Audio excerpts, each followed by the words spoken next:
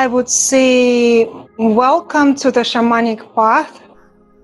It's a beautiful path, ancient, very ancient, sacred path of self-discovery, first and foremost. It's a path of direct receiving of knowledge, direct receiving of wisdom, and direct connection. So it's a path, unlike other path, puts a lot of weight on who you are, and it puts an emphasis on in what state you are. It puts an emphasis, or are you in a balanced state? Because what I could say to someone who is trying through shamanic practice connect to some beings in either lower world or this world, middle world, or the upper world, in order to gain something, in order to receive something for their own results, I would say think twice about that, because at first think only about your own balance, because I wouldn't recommend anyone to try to connect to anyone unless they know that they're in balance, which means they feel very good. They don't have any active questions. And it sounds a little counterproductive. You think because there is this part of the shamanic path, as it's often called, shamanic journeying, which means that a person who is doing this type of activity gets to the expanded state of consciousness and journeys into the either lower world, basically other realities, to receive something, to receive a knowledge. And if you are unbalanced, you could encounter something that is not very pleasant, because as the saying goes, as the great law goes, like attracts like. So if you are, but at the same time, in order for journey even to happen, it's good to have a very strong interest. But then, see, it's as if it's counter something. But that's the formula. The formula is you have to have very, very strong interest in something. You have to have some desire to know the truth. Desire to know the truth very, very strongly. And then being able to totally let go of it and make it almost unimportant. Like you have it, but now you just relax and totally let go of it.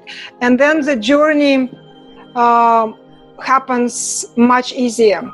So what I would say to someone who considering this is a great path, it's truly a path of wonder. Because once you're able to see or feel, however at first your senses allow the presence of nature spirits, even like, I know it's going to sound a little funny to some, like fairies or gnomes, which truly do exist. They're nature spirits, of course they exist. That's why all the cultures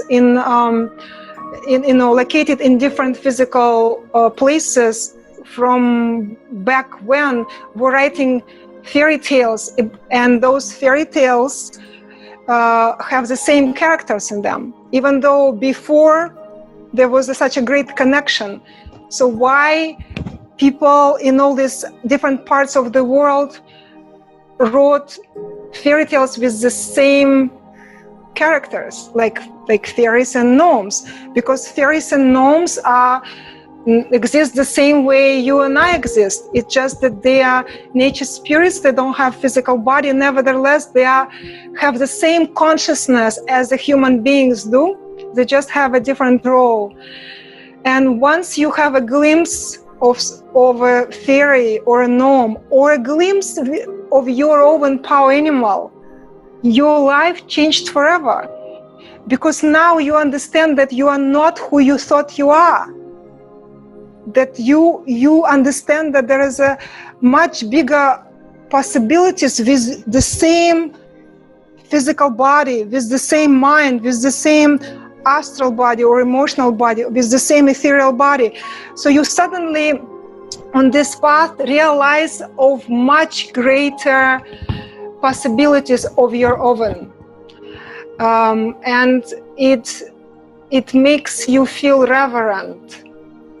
You start to revere yourself, your life, and all the people who are around, and the whole life.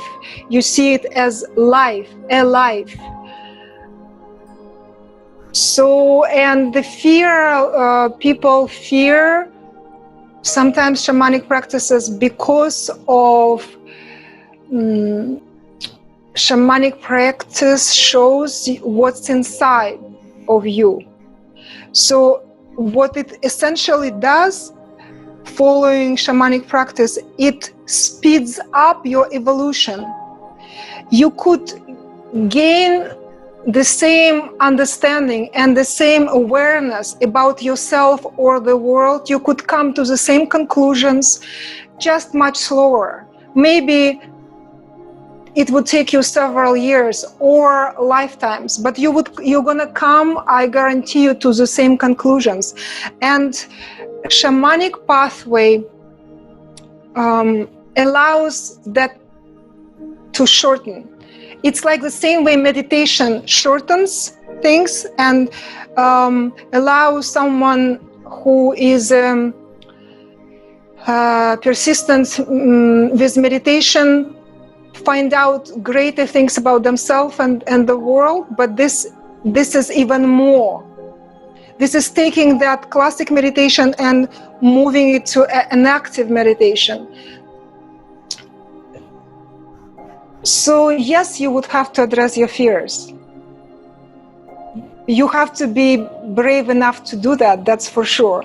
You have to be brave enough to do that. But if you understand the benefit of it, and you understand that sooner or later, whether in the next 3 lifetimes or in this lifetime, you would still gonna face the same fears. They're not gonna suddenly disappear or evaporate just because you don't want to face them.